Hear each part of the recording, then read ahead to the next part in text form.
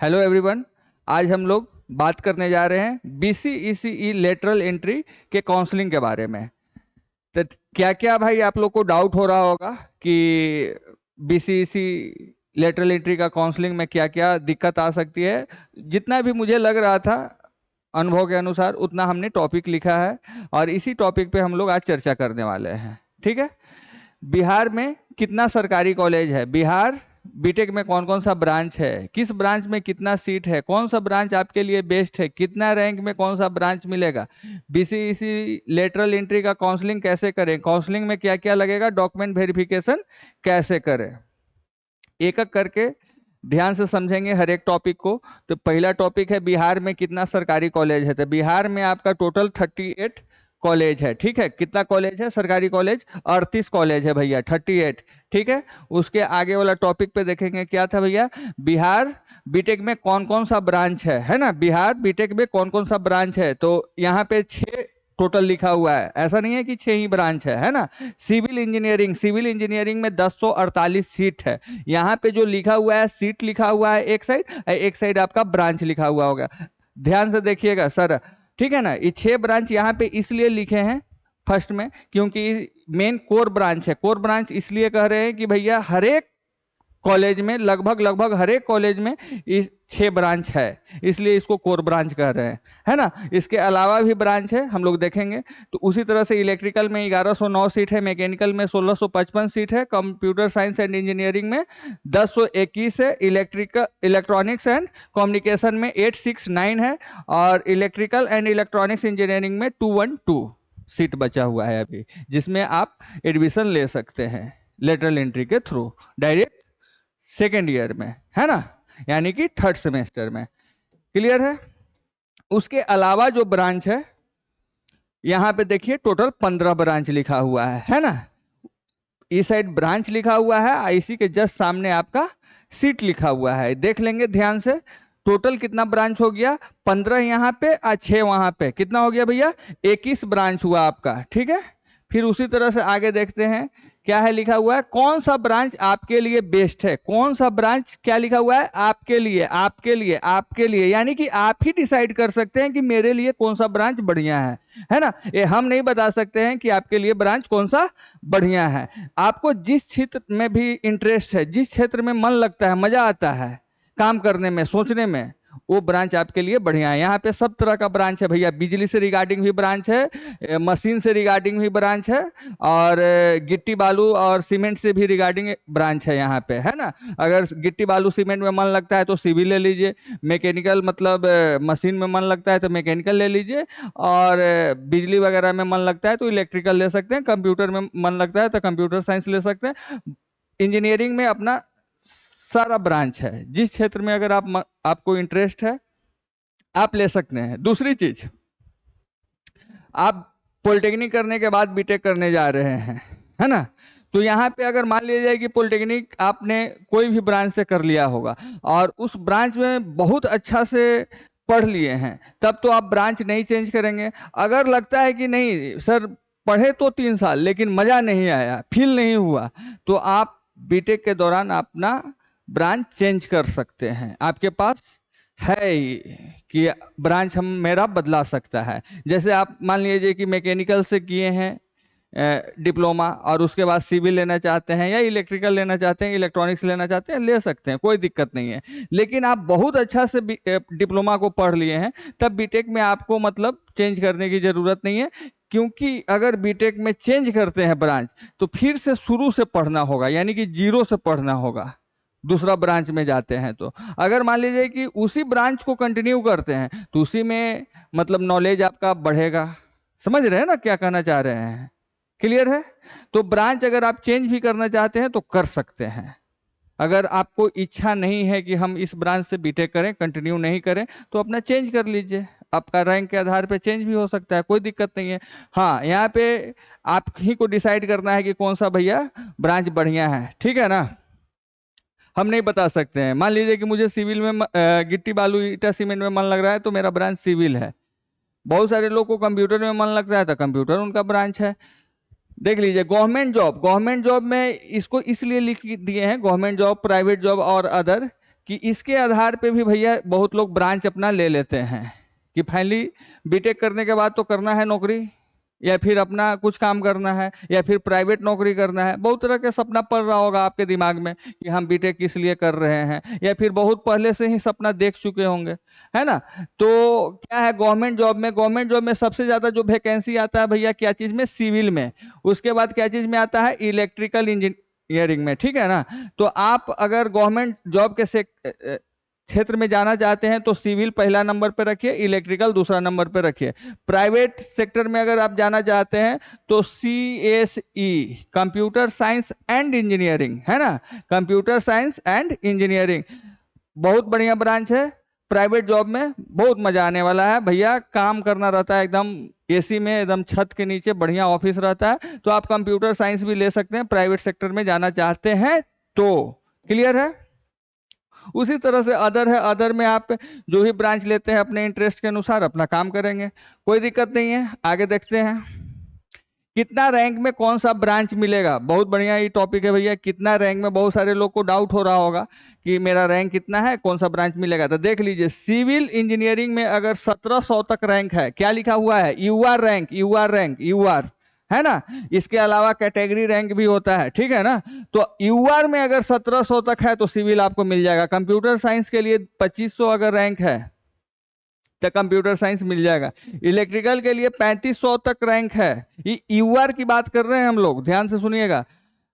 Electrical and electronics में अगर 1000 तक है तो मिल जाएगा। इलेक्ट्रॉनिक्स इंजीनियरिंग में सिर्फ रैंक कार्ड रहेगा, यानी कि आप क्वालिफाई हैं, आपके पास रैंक कार्ड है तो आपका एडमिशन हो जाएगा, इलेक्ट्रॉनिक्स में भी और मैकेनिकल में भी, ठीक है। तो हम अपने तरफ से सजेशन भी देना चाहेंगे भैया आपको। अनुभव के अनुसार 10 साल से हम काम कर रहे हैं, 10 साल से ज़्यादा, 2011 से काम कर रहे हैं। अब मेरा 13 साल का एक्सपीरियंस है ना। तो इस अनुभव के आधार पे हम आपको बोल रहे हैं कि यहाँ पे देख रहे होंगे कि मैकेनिकल और इलेक्ट्रॉनिक्स में सिर्फ रैंक कार्ड पे ही एडमिशन हो जा रहा है। इसका मतलब है कि मैकेनिकल और इलेक्ट्रॉनिक्स में एडमिशन कम हो रहा है, तभी ना सीट खाली है।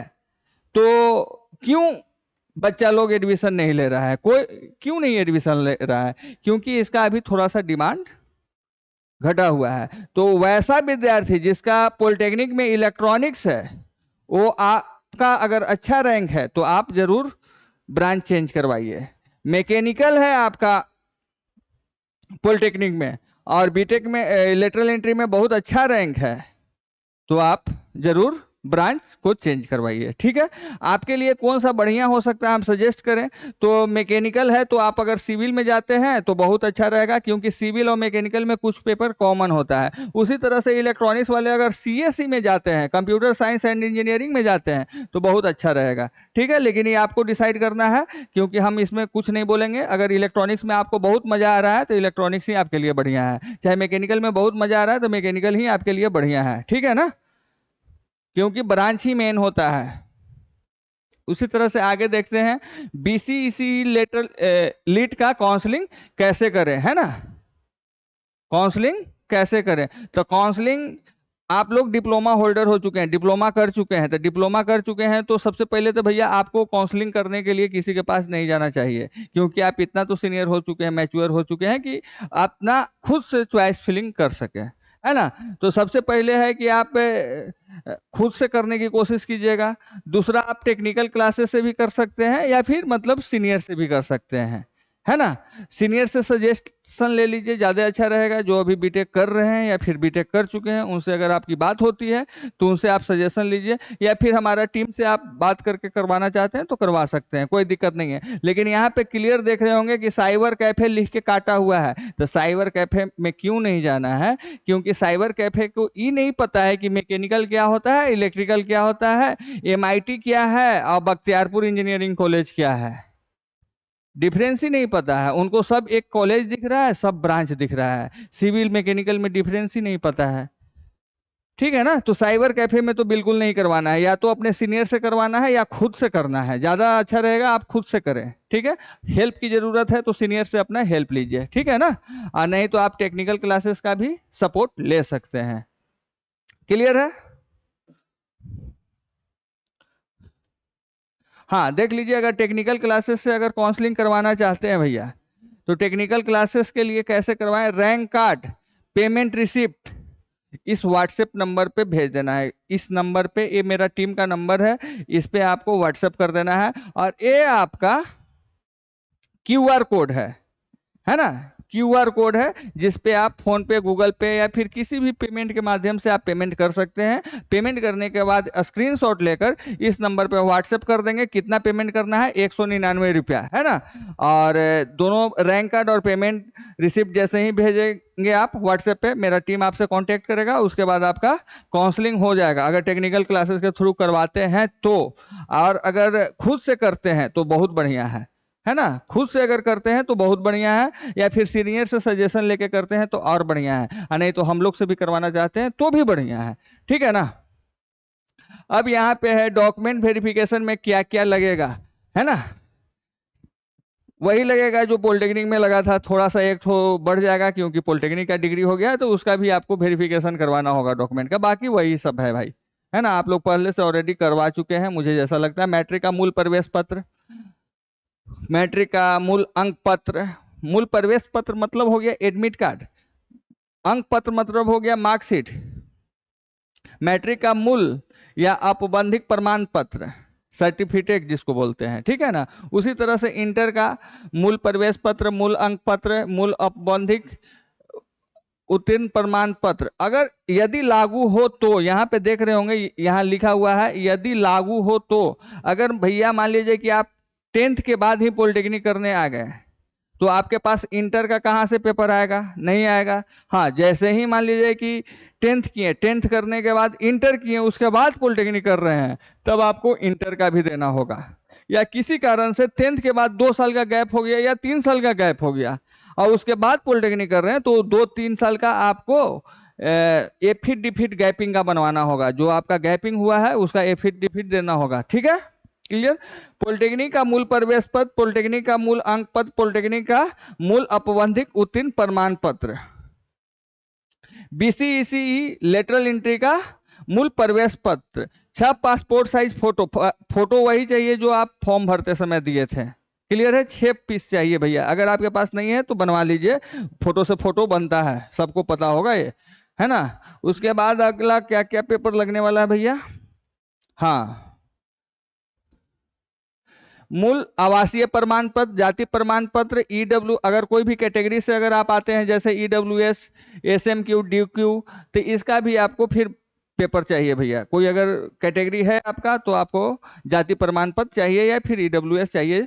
चरित्र प्रमाण पत्र, copy of Aadhaar card, Aadhaar card का फोटो कॉपी चाहिए। पार्ट ए, पार्ट बी का hard copy. Part A, part B क्या है? फॉर्म भरते समय आपको मिला होगा, जिस समय आप फॉर्म भरे होंगे लेटर एंट्री को, उसी समय मिला होगा, या फिर अभी भी डाउनलोड कर सकते हैं उसको, अभी भी अवेलेबल है। Provisional allotment order 3 copy, rank card, ठीक है, रैंक कार्ड आपको चाहिए। वेरिफिकेशन स्लिप, बायोमेट्रिक फॉर्म, है ना। Choice slip, polytechnic leaving certificate, PLC जिसको बोलते हैं, पॉलिटेक्निक करने के बाद मिलता है। माइग्रेशन सर्टिफिकेट, माइग्रेशन क्यों चाहिए? क्योंकि आपका यूनिवर्सिटी चेंज हो रहा है, ठीक है ना। अगर मान लीजिए कि आप बीयू से तो पॉलिटेक्निक होता नहीं है, तो आप किसी न किसी दूसरे यूनिवर्सिटी से करवाए हैं, इसलिए फिर आपका माइग्रेशन लगेगा, ठीक है। इंपॉर्टेंट डेट, इंपॉर्टेंट डेट क्या क्या है देख लीजिए। सीट मैट्रिक्स ऑलरेडी अपलोड हो चुका है, अपलोडेड है, ठीक है ना। Seat matrix, starting date of online choice filling, choice filling करने का मतलब काउंसलिंग कितने तारीख से भैया? ये है आपका 7/9/24 से, कितने तारीख तक है? 10/9/24 तक, है ना। फर्स्ट राउंड का जो अलॉटमेंट होगा कि कौन सा कॉलेज और कौन सा ब्रांच आपको मिला है, वो कितने तारीख को होगा?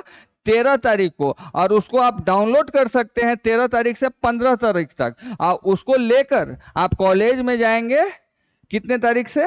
14 तारीख से 15 तारीख तक डॉक्यूमेंट वेरिफिकेशन करवाने के लिए। जो जो डॉक्यूमेंट बताए हैं वो डॉक्यूमेंट के साथ जाएंगे, कितने तारीख को? 14 तारीख से लेके 15 तारीख तक, 15/9/24, ठीक है।